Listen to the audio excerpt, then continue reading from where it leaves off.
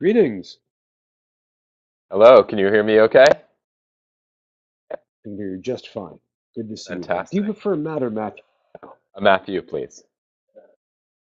Very good. Good to see you, and I appreciate the visual of having your state behind you.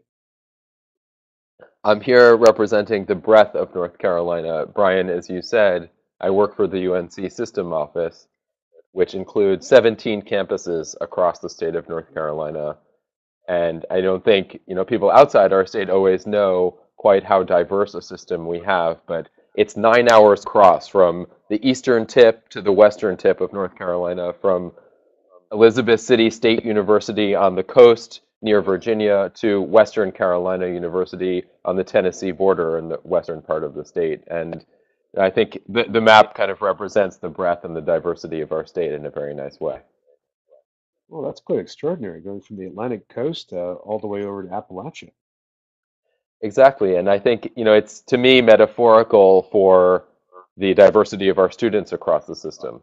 Unlike, say, the University of California system, which is just the research universities of California, the Hmm. UNC system includes five HBCUs, includes mid-tier regional institutions, which are, bachelor's and master's level, and we have two flagships at NC State and UNC Chapel Hill. Not many know that NC State is part of the UNC system, in fact. And I think that's part of what makes us distinctive as a university system, that we've got 225,000 students from all walks of life, mostly from North Carolina, but also from around the country and around the world, and both online and on campus now. And I think that's what makes the job challenging and also what makes it interesting here.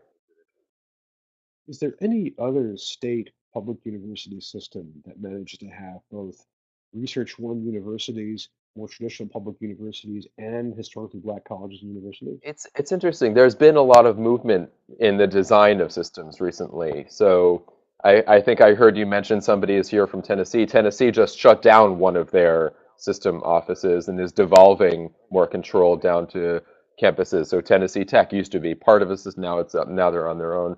SUNY has moved in the other direction. SUNY has now combined all the community colleges of New York with the four-year institutions, and it's now got 60 something institutions in the SUNY system.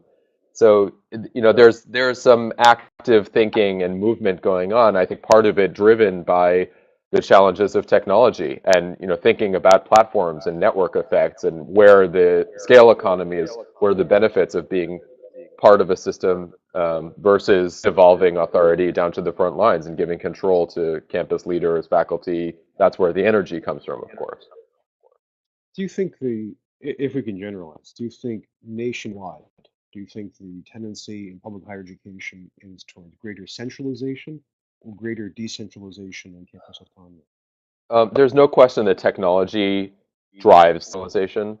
I mean, look what happens with platforms on technology. They tend to create winner-take-all dynamics.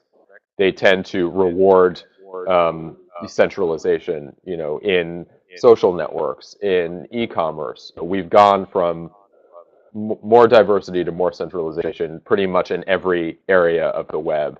And I think that's certainly true of online learning, and I think online learning to some extent drives a central movement.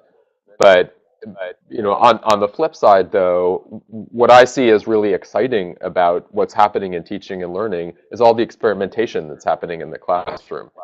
And that's not driven by, system administrators saying, thou shalt innovate in the classroom, and here are the experiments you'll try and you'll report back. We can support it and create the policy infrastructure for those experiments to happen.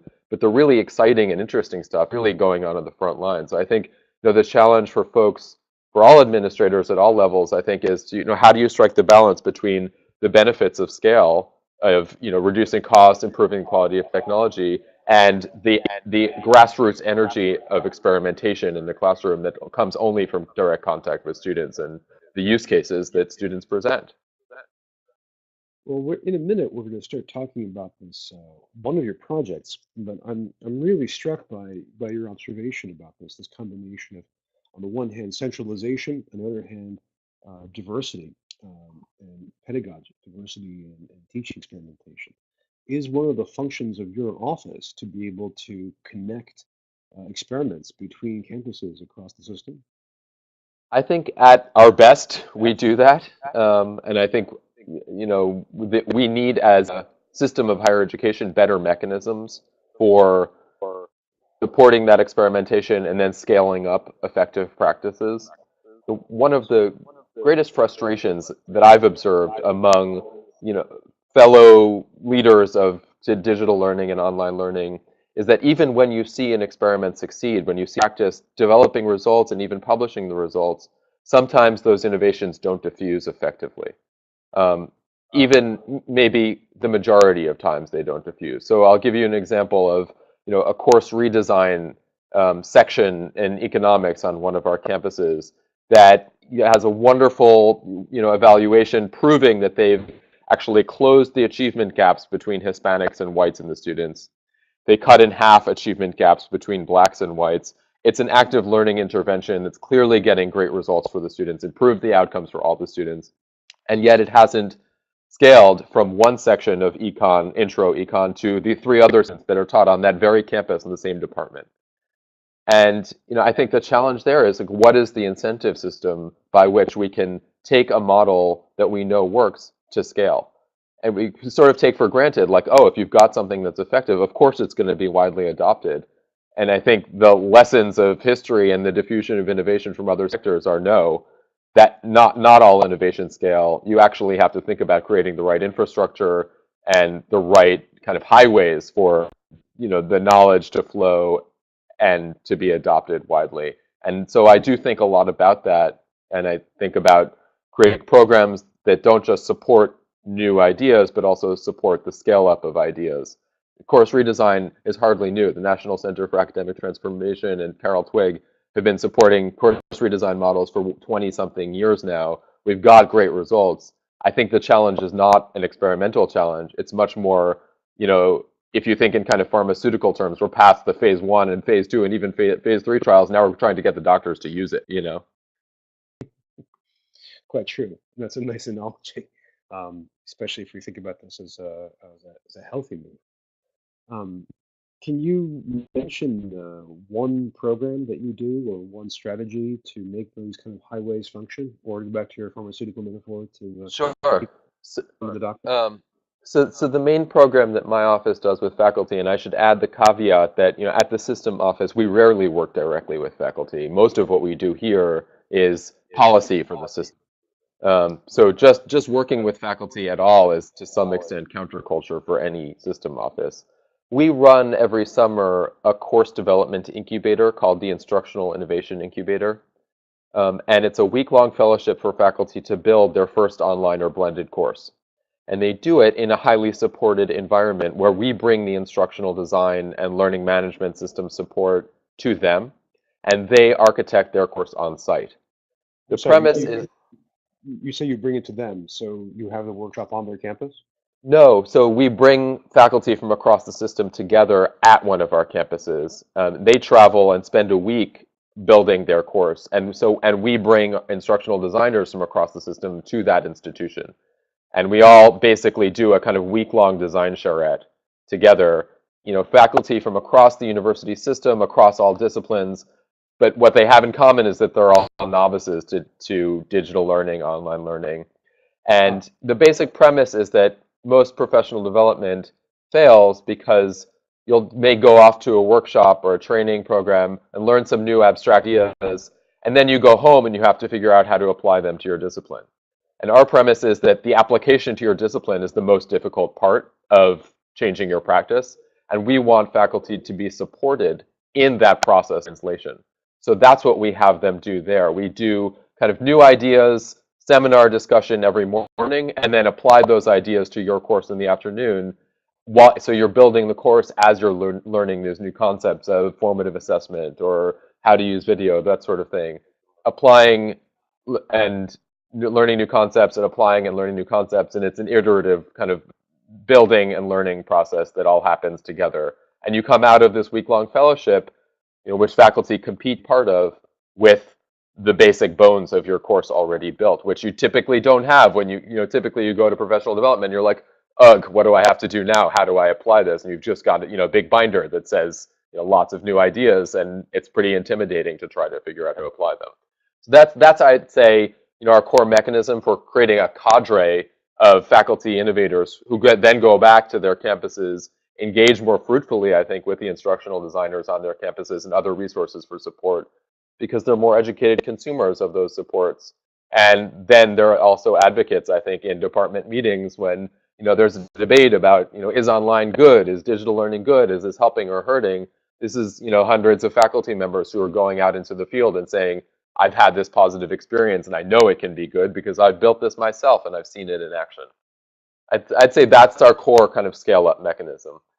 Last year, a quarter of UNC system faculty taught an online course, and I think our infrastructure hasn't nearly kept up with the scale of demand for professional development and preparing faculty to do this work when in fact they've never mostly taken an online course, let alone designed and taught one. And that's a structural challenge facing all of American higher education. I agree. I agree. It's a we're in a transition moment. Um, just to remind everybody, if you have any questions from Matt about his work with this UNC system, remember to use the raise hand or the ask button, or tweet, or even use the chat box. Uh, just as a meta note, this is something we've been talking about off and on for the year at the forum, as we've been discussing different ways of having interinstitutional collaboration work. We've had people doing this in different sectors, different portions of the country, and we're going to follow up with this over the next year. So it's really exciting to hear about this 1 week design charrette that you did. But also more to the point, and let me just bring this up. You have this website that you launched, I want to say in January or February of this year. Yes. Yes. Um, and let me just make sure everyone has a link to this. This is unc.learntrials.com. And I just put it out on Twitter so people can see it. So tell us a bit about the genesis of this site, because I don't know one like it at all anywhere in education in the world. Sure. How did you guys come up with it? Um, so the premise behind the site, I think, was encapsulated very nicely in a blog post that I actually just read recently by Jonathan Rees from Colorado State. It's a post called "There Be Dragons." I'll post it to the Twitter. But he argues in this post, Brian, that the learning management system has become an impediment rather than an enabler of digital learning innovation. And in fact, the enterprise model of technology more broadly, of a single system that's adopted by a campus and is to some extent imposed on the educators on that campus, is the wrong way to think about how to support learning innovation at scale in higher education. And that's very much my premise too. I think we have moved to an app style economy in our consumer lives. Pull out your phone and count how many apps you have on your phone. But we're still very much in the one big Microsoft Office style system in our teaching and learning lives. And the learning management system is to some extent it's this Swiss Army knife of mediocrity where it does a lot of things, but none of them particularly well. And what I observed was that our most innovative faculty used it the least. And I thought, the ones who are most creative, most technologically adept, most experimental were the ones who hated the LMS the most and were most inclined to just ignore it and sidestep it. And to me, that was kind of a window into the future. And it indicated that we needed better mechanisms for empowering faculty to use the ed tech tools that I see are rising around us and with great potential. Help them figure out how to adopt those tools, but to do so in a way that follows the law, like FERPA, and complies with university policy, gives some control to IT administrators because there's a reason they need that control, and doesn't add too much overhead and too much friction to management. So what we tried to do was create a kind of app store modeled on what you might see in Android or iOS that allows faculty more control over picking the tools that they use. And our premise was that those tools might be different in different disciplines with different student populations. Allow them to decide which ones are most effective for their students and use the crowd to review which ones were getting results in terms of learning outcomes and which ones weren't. rather than one big RFP committee deciding which is going to be the blessed system for our campus, instead have a plurality of tools, a diversity of tools that we can let faculty adopt with relatively low cost, relatively low risk, and really low friction. And then the review comes on the back end where they try it out, see what gets results, publish those results to within our 20,000 faculty members across the system, and let the quality rise to the top through the impact that it has on teaching and learning from the front lines. Let me walk back through this because there are a lot of great ideas embedded in that. I just want to pull them out, not least because of your accurate and damning statement about the most innovative faculty using the LMS the least. Um, what led you to the App Store model of all possible paradigms? Um, I think it was, to some extent, having worked in K-12 ed tech before. I spent 3 years working for a company called Wireless Generation, which Hmm. was a medium-sized ed tech company that often ran up against the challenges of integrating with student information systems in 15,000 school districts across the country. K-12 ed tech is arguably more fragmented than higher ed tech that way. And the integration costs became a big impediment and a big explanation for why K-12 ed tech had historically been dominated just by a handful of publishers, because they were the ones who could wait out the 18-month to 24-month sales cycle of the RFP committee, and they were the ones who had the capacity to do these very expensive integrations with very painful student information systems, which were designed in this very proprietary business model, locking down the data. Hmm. Hmm.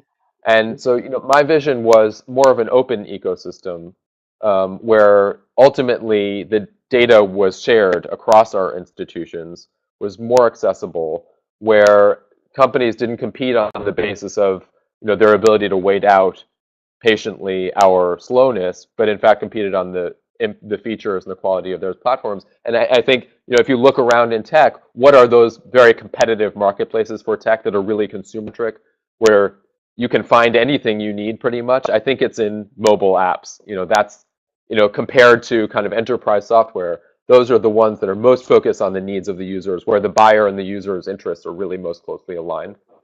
And so that was one input. The other input was that I saw a lot of value created in the pre-agreed terms of service that any app developer who wants to play in the Apple App Store has to agree to with Apple. If you want to sell an app on Apple, you have to agree to give up 30% of your revenue to Apple. You have to agree to their terms. And while that may be frustrating for an app developer, it actually creates a lot of value because it means that there's no one-off negotiation, there's no redlining of agreements going back and forth between app developers and Apple, and simultaneously between Apple and its end users. It's just a standard agreement between the app developer and the platform provider, Apple, and another standard agreement between the platform provider and the end user. And we did that in our project. We came up with a standard set of terms and conditions and basically said, take it or leave it to vendors. We're not going to initiate on them. And that has the potential to massively reduce the amount of time that it takes to do a deal with us, because we now have these pre-agreed terms with all the participants in our Learning Technology Commons. And any of our faculty across the system can adopt one of these tools with pre-agreed pricing, pre-agreed terms, no legal department involvement. And that's good for both the vendor and good for us. And that's, I think, a big source of the value that app stores create that we wanted to recreate. That's fantastic. And I mean, hearing you say this makes me wonder, why isn't this widespread? How come people aren't doing it? But before I ask that question, we have a better question from a fine person whose name I'm going to mangle, unfortunately, which I believe is Esther Major Rohan. Esther asks, Matthew, how do you curate the tools offered to faculty? We had a committee that helped us do this. And we applied a very light filter of curation on the applicants because we really wanted the curation to happen on the back end. So we let in almost any vendor who was willing to accept our standard terms and conditions, publish their pricing, and tell us a little bit about what they do. But there was no quality filter. There was no curation on quality because we want results to speak, not the committee to determine for the faculty. I think the use cases now are just too diverse for any central decision-making model to tell faculty on the front lines in every discipline under the sun, and we have nearly 400 online programs in every discipline, let alone all the learning that's happening on campus. There's no committee that could ever master all the different use cases and make central decisions. Even on a single campus, I think it's a lost cause. So what we said is, let's get out of the business of curation, let the crowd decide what works, and we'll basically just keep out the bad actors as best we can. And in terms of evaluating quality, you've got to figure it out for yourself. And that's pretty much what Apple does in the App Store too. Like almost any app provider can get their product listed on the App Store as long as it follows a basic set of guidelines that are laid down by Apple in not being abusive and not being pornographic. And those are the kinds of criteria that Apple uses. And how many stars you get on your app, that's determined by the users. And we took a similarly laissez-faire approach to the evaluation of quality and impact. That's a great answer for a really good question. Let me press you on a couple of points there. First, how that committee is that committee composed of faculty and educational technologists from across the system, or does it have some other constitution? We had a few of them, and we also had several of our IT procurement and finance procurement folks on that committee because they helped us craft that system-wide set of terms and conditions that we really needed to get traction with all of our buyers of technology across the system. And that, was a bureaucratic challenge, I would say, in, getting buy-in from, 17 campuses, which previously and negotiated one-off with vendors and getting them to say, okay, here's the core concerns that we have in common, and let's lay down one set of those concerns and publish them. And if any vendor agrees to them, then we agree that these are good enough for our campus too. So it was the buyers in finance and IT departments and the people who enable deals to go through. They were really the crucial participants in that committee. Like I said, we weren't evaluating the quality of ed tech on this committee. So we didn't really need that many faculty members because it wasn't about the user interface. It wasn't about the learning outcomes. That all comes later. That comes when these apps come in contact with students and with faculty. That's when the quality metrics come in. And what we did do, though, was work with our partner who runs this platform called Learn Trials to design a rubric so that we know we're asking faculty the right questions about these apps. And the questions aren't just Yelp-style questions like, did you like the restaurant? They're questions that are designed for educational apps, like, tell us how long you've used this, tell us what the learning impact has been and the educational outcomes. And we put a lot of attention into that rubric because we wanted to make sure we were gathering meaningful data and sharing meaningful data across our campuses that would inform decision-making, improve the quality of decision-making, and potentially, to your question earlier, Brian, scale up those apps that were getting results that did have efficacy data behind them. That was really, I think, that's part of the power of a platform like this, to show where the impact is and to scale up that impact more quickly. If you've got a hot app in an app store, it can really take off if you get featured and you're getting results. And so that we wanted this to be a mechanism for that kind of scale. I have a couple more questions, but once again, the forum has better ones. Brian Pausa asks, what does support look like in this model? If a faculty member wants to try something new but isn't an expert, who provides guidance? So, that's part of what's scary about a project like this, I think, for IT departments, and to some extent for faculty, because there is no official support as you would get for the learning management system. And you kind of are, using this stuff at your own risk a little bit. And of course, many vendors provide support for end users. Smart ones do, especially with faculty, who are experimenting with the tool and have a voice to 20,000 peers across the system, and use that voice to express positive or negative sentiment. But there isn't support generally in the sense that you would typically get from the IT department with a tool that's formally adopted by the IT department. So we recognize that limits the scale potentially of these tools to faculty who are more comfortable with technology. But I think that's okay. I think I would think of this as a second tier of technology. There's the first tier of fully supported apps like the student information system where there's 24/7 support, and maybe the LMS has 9 to 5 support. And then there's maybe another tier of apps that are, productivity tools for your desktop. And you can generally call somebody, but maybe you'll get a student support person, and something's really wrong, then you'll get tier two. And what we created was, I think, like another lower level of apps that are less supported, self-supported, you could say, where vendors are generally the first line. And it's not for the most high risk, most critical technologies on a campus. This is designed to support instructional innovation, where the risks are there, but they're usually limited to one class or another. And a bad outcome, it looks something like maybe you wasted a few minutes trying something or learning how to use some tool that you didn't necessarily want to use. But I think it's unreasonable to ask IT departments to support the 4,000 ed tech tools that are out there in higher ed now, as listed in our index. Um, and so, the alternatives are unpalatable. Either that they support everything, that's not acceptable, or they only support two or three things and they forbid you from using everything else. That's what Jonathan Rees was complaining about. That's the LMS as the impediment to innovation. So what we were trying to do was navigate in between those kind of bad extremes. Well, we had John on the forum, and he was very passionate about this. Yeah. We have another question that's come in, and this is from Paul, who says, "Is it safe to say that the apps that you speak of and offer on learningcenter.unc.edu are only iOS based and are not for Android users?" Um, so none of these are platform specific. Or let me put that another way.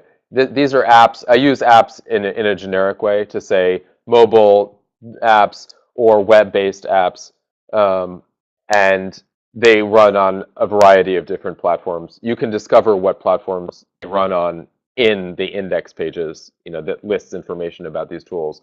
The URL is unc.learntrials.com.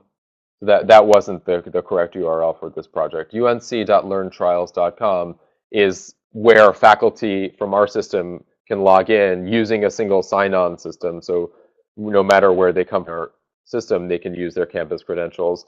And where vendors come to apply to be part of our app store to publish information about their tools and to accept our terms and conditions. We actually have the vendor competition open again. We've reopened it, and we're doing it in a kind of semesterly basis, where we keep it open for a few months, have the committee meet, include a new cohort, and then close it and reopen it every semester. That's our vision for inclusion.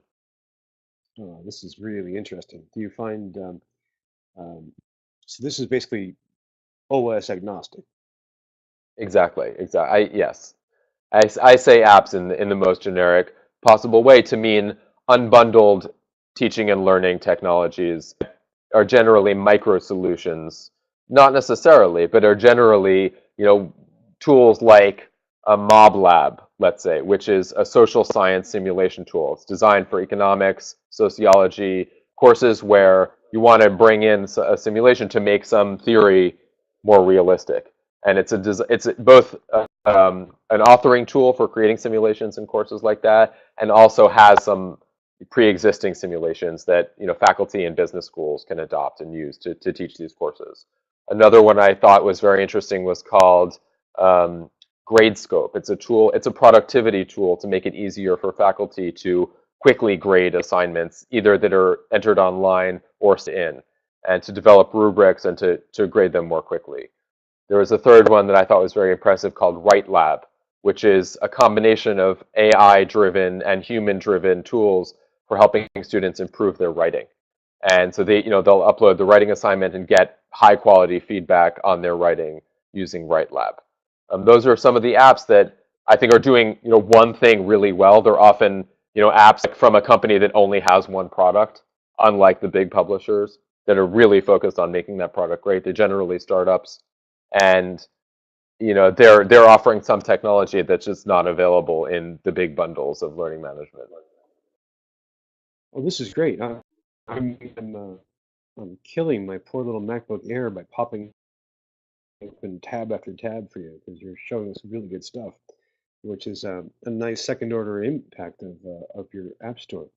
Um, we have another question, but this time it's for Mark Roulette, who wants to come on stage. So, Olivia, why don't you pull me off and bring Mark up so he can talk?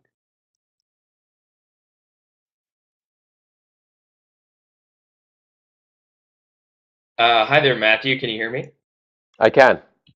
Okay, great. Hi, everybody. I just had a question. Really love what you're doing here. Love the love the approach and sort of broad democratizing aspect going on here. But I wonder as well, like this is taking place in sort of a landscape where we are universities are focusing more and more on the student experience.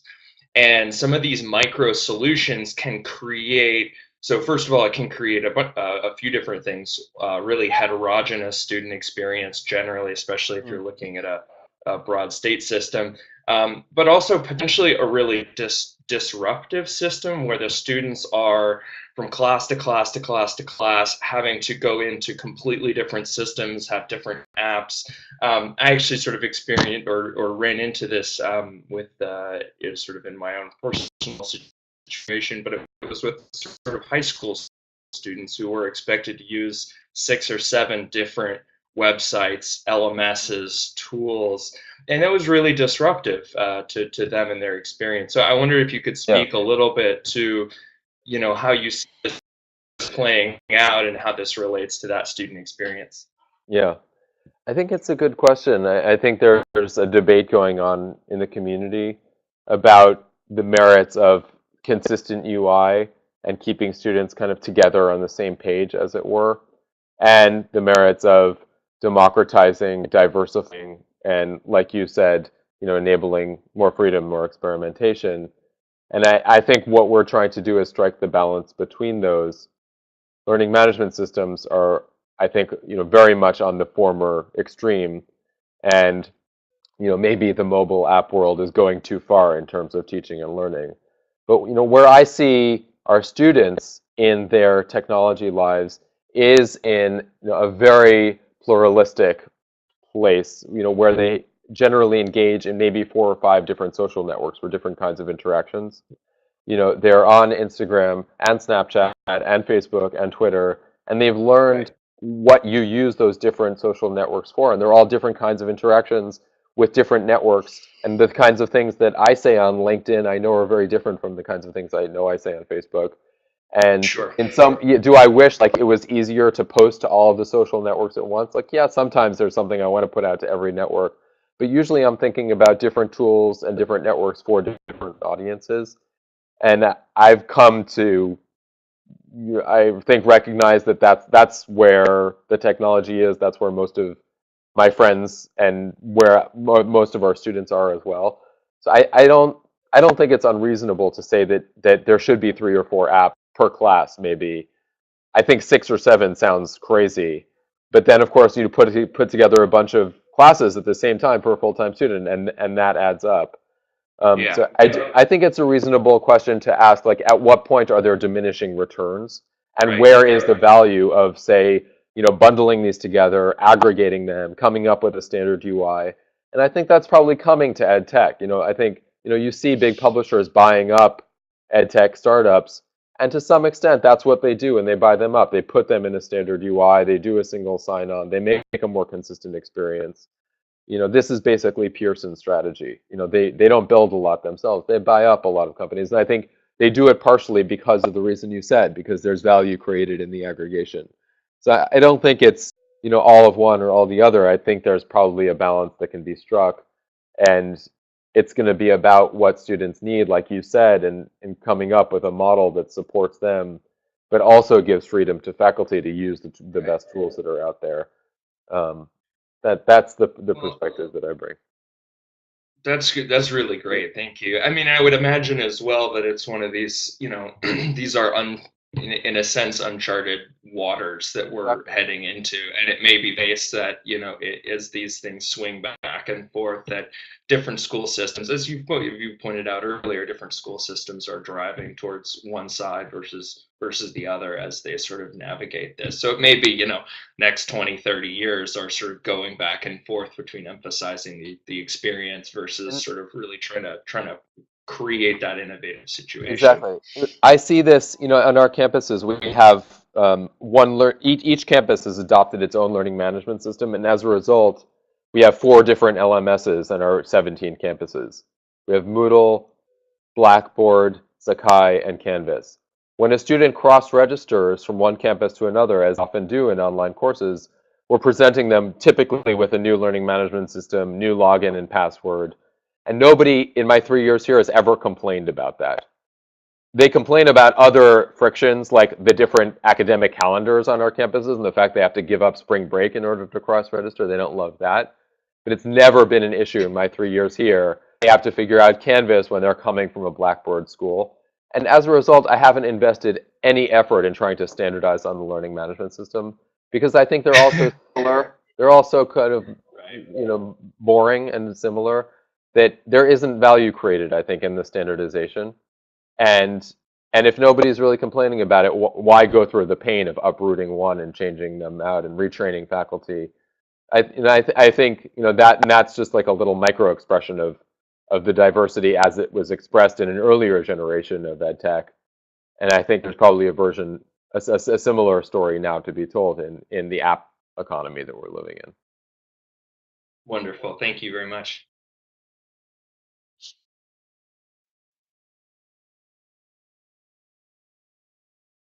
Thank you, Mark, for a really good question. That really strikes to the heart of things here. And remember, folks, if you'd like to ask more questions, as you can see, those 2 orange dots do the trick. Twitter is available for you, and you can chat with your compadres in the chat box too.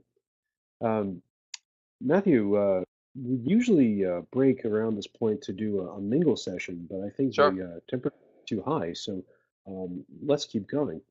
Um, Okay.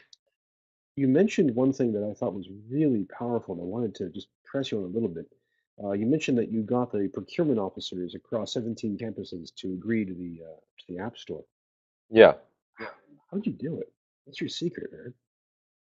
Um, the way you get anybody to agree to anything in higher education. You form a committee and you talk a lot, and you go through the process more seriously of engaging the stakeholders and understanding their concerns and hearing them out and coming up with a compromise. And I do have the benefit of being at the system office in a fairly centrally governed university system where we have a fair amount of formal power.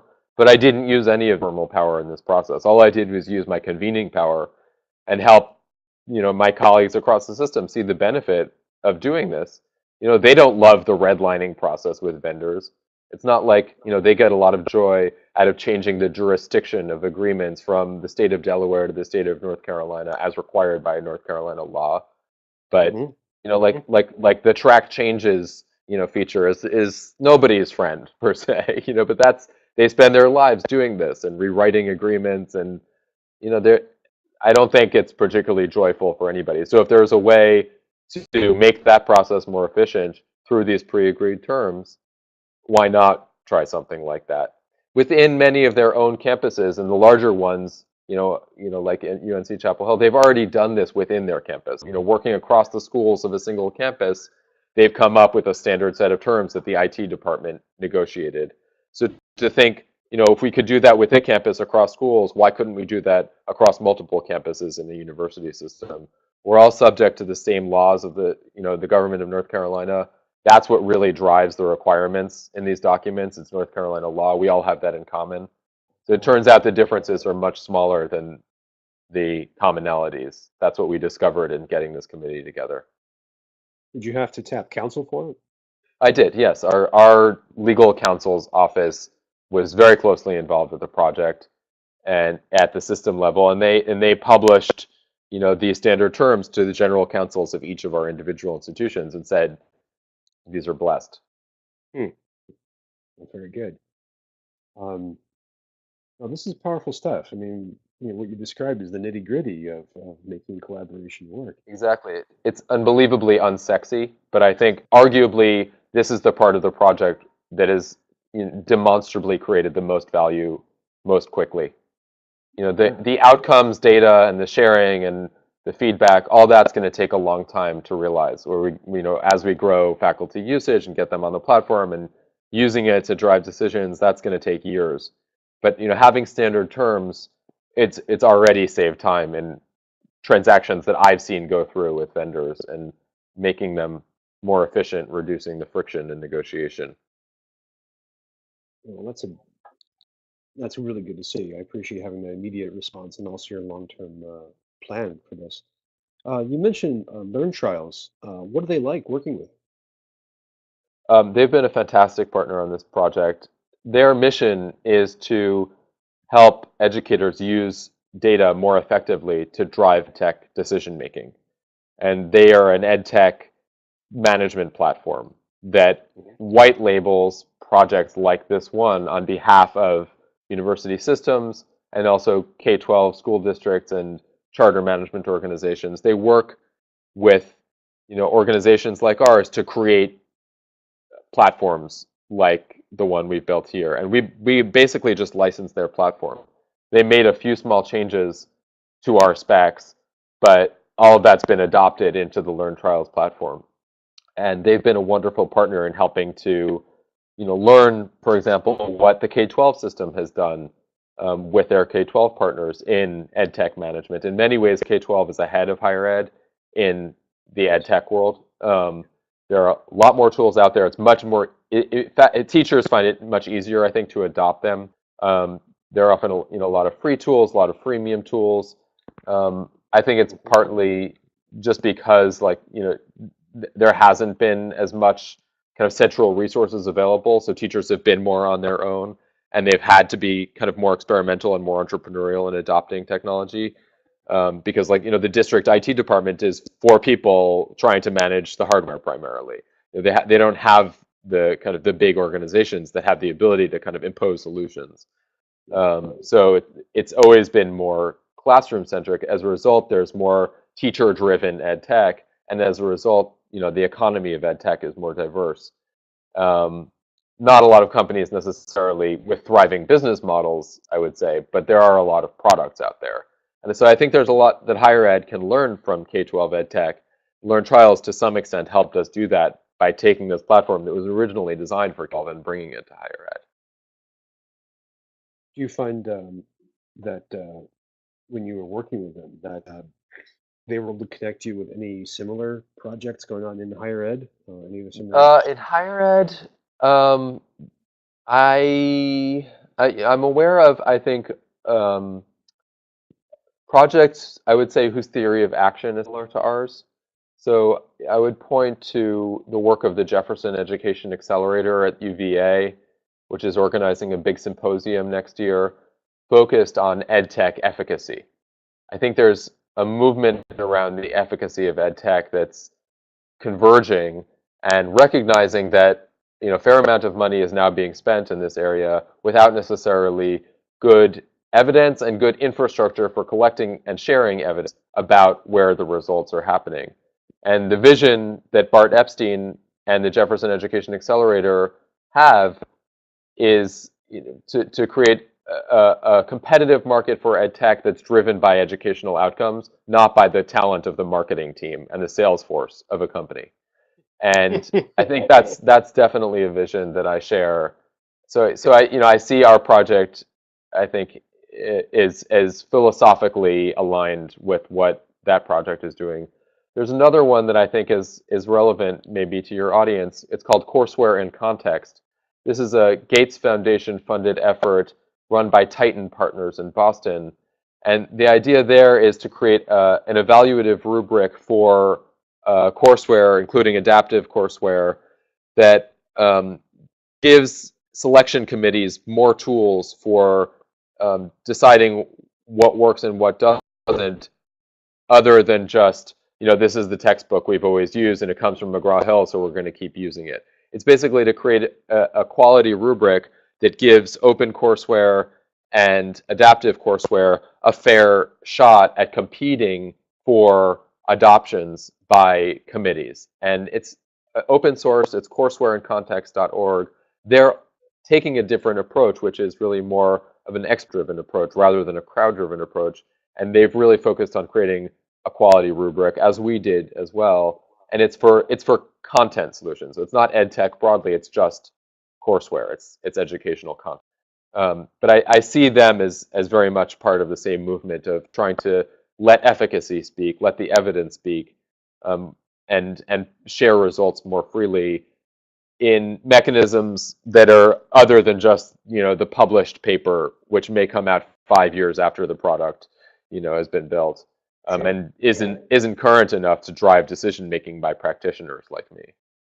Oh, these are two very, very different projects. And I like the way that I can see the, if you will, spiritual affiliation, but also very different paradigms. I mean, you have crowdsourcing going on through yours, whereas courseware in context Exactly. is more expert driven. Exactly. Yeah, this is We good would stuff. love for other universities to be part of Learning Technology Commons. That's one thing I would add. Like, we want nothing more than to partner on this project. And I know Learn Trials would like that very much too. They want other universities to take an approach like this. I've been approached by probably half a dozen other institutions and systems that want to either join in or build something similar. I think there's a lot of network effects in going in together in something like this and Cool. sharing our reviews with another university system and vice versa. There isn't anything proprietary, in these reviews. It's about, I used this tool and I got these results with this kind of student. There's no reason why we couldn't share that with other states and other universities as well, and we'd be very excited to do that. So we were approached, for example, by a university actually in the UK that was interested in, a similar model and sharing it across a consortium of institutions. And I'd be thrilled to do that, and I jumped at the chance to share the project with them, and as I would any other institution. Sure. Speaking of jumping, just to let you guys know, we're almost out of time. So if you have a question or a comment that you would like to share, this is a great time to click one of the orange buttons or hit up Twitter. Um, just to broaden this a little bit, thinking back on the time that you spent developing this project and what you're looking ahead to do with it, um, can you share any lessons that you learned about interinstitutional collaboration from this? Um, I would say I wish I had paid more attention to the rollout of the project, um, and spent more time, I think, with um, the front lines, IT departments, and faculty development centers, all the different kind of brokers of adoption at the campus level to explain the project. So, after it was built, but maybe while it was underway as well, I think, I would love to see more usage on this platform, more faculty coming to it and using it. And I think, that means getting, our campus CIOs on board. And I've asked them to link to it and to talk about it and to use it.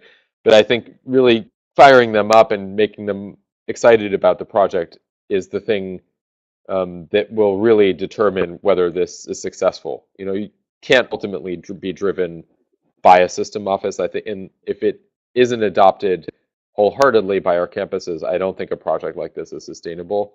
And I think I wish I had spent more time focusing on that kind of implementation, not just getting this platform built and making it work. And it's kind of a two-sided market. There's the vendor side and then there's the user side. And there's a chicken and egg problem with every two-sided market. If there are no vendors in it, then no faculty are going to come to review. But if Right. we've got a lot of vendors and no faculty use it, then the vendors aren't going to stick around, and we're not going to get new ones. So you really need to focus on both sides, kind of at the same time. That's the chicken and egg dynamic. Everything needs to arise at the same time in order to create a healthy two-sided ecosystem. And that's challenging. And I think I probably put a little bit more emphasis on the vendors and not quite enough on our end users in retrospect. Have you taken this to the EDUCAUSE community at all? I'm thinking if you wanted to get CIOs fired up, that's CIO Central. That's a great idea. I haven't. I didn't go to the last EDUCAUSE, but I went to the one before that, I think it was in San Antonio. And I think that, doing something for EDUCAUSE Review or maybe the ELI group, I think makes a lot of sense Yeah, to talk about this project. Thank you. That's a very good idea. no, I'd recommend it just to get them. 'Cause I think this approach would make a lot of sense Mhm. to those leaders. Um, Friends, if you don't have any more questions to ask, I have one more myself. But if you this is your last chance, it's like an auction, right? Seeing none, going. Let me ask, looking ahead, you mentioned for the future of this project, you mentioned that you're looking forward to being able to accumulate a lot more data, faculty usage, and be able to start, drawing lessons from that. What else is ahead for the future of this site? I think the next technology step that maybe we will take or maybe somebody else will do is figuring out a better integration mechanism that allows apps to tie into the student data that's held in student information systems. The Oh, most wow. student data in the US is locked down either in PeopleSoft or Banner or Hmm. other student information systems. The Hmm. business model of Oracle and Ellucian is to keep that data as closed as possible, Hmm. not to you know publish it securely to app developers and enable an ecosystem, a competitive ecosystem of teaching and learning tools on top of it. They're not going to do it, I don't think, unless they're pushed. And I think it's our obligation as a community to, for example, do projects like Brigham Young's API project. I think Hmm. they're really the leader nationally in thinking about how do you unlock the student data so that it can be accessed both by students themselves and faculty for educational uses, but also with the permission of students for educational technologies that come from the marketplace. And I see that really as a model for unbundling, unlocking data, making it more widely available, reducing the friction in integration. So, what we've built is kind of a parallel system. We haven't yet solved that data integration problem with this project. We did a very light integration for single sign-on, but no student data is flowing into these apps through this project. Ultimately, though, I think that's a big technology impediment, and I think it's going to be educational institutions like ours that need to push the vendors or build APIs on their own, as we have done here. We have now a system-wide student API that we can give to a vendor who's serving students across our system and allow them to tap into our database. It took an enormous amount of technology to do that. Um, I think it's unreasonable to ask, smaller institutions, for example, to figure out how to do that on their own. I think we need to Sure. push vendors to move to a more API-driven, more open technology infrastructure. Well, that's a wonderful, wonderful note to end this on, in part because you're talking about some of the grand information architecture questions for higher education and technology today, but also because this really nicely anchors your fascinating project in the larger landscape.